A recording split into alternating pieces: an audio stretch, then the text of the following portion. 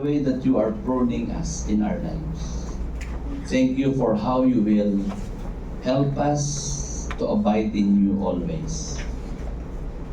And we thank you because as we come to you, you will answer our prayers. And Lord,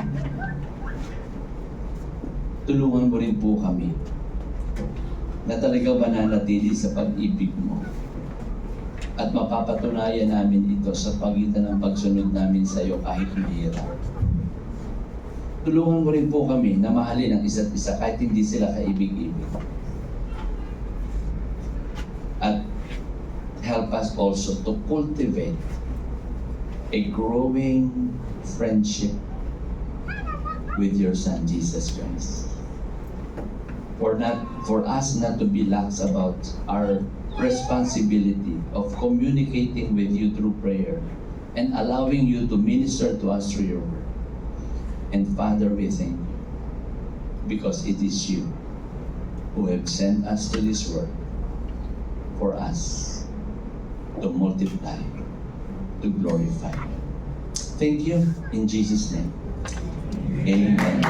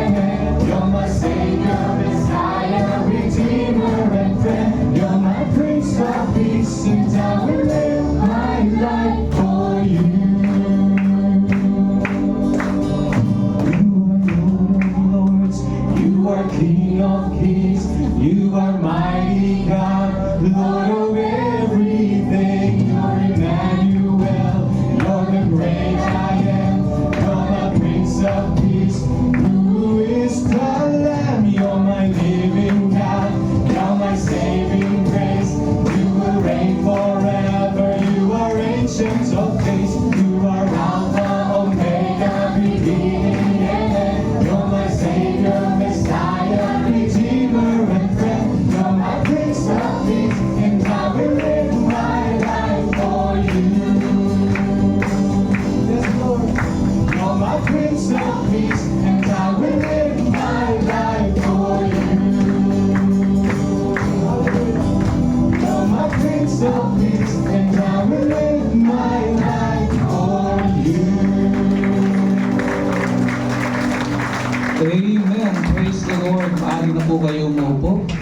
Indeed, Lord, you are the Alpha and Omega.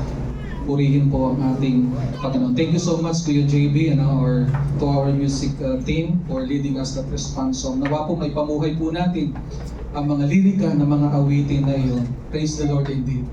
And praise the Lord for preaching God's Word, Pastor Ray. Alam po ninyo, yung pa lamang pong pangalan nyo, blessing na po sa church na ito. It is a symbol for us to move forward. GC Pampanga West, Abante! Pwede bang isigaw po natin? GC Pampanga West, Abante! GC Pampanga West, Abante! Social nga lang, Abante!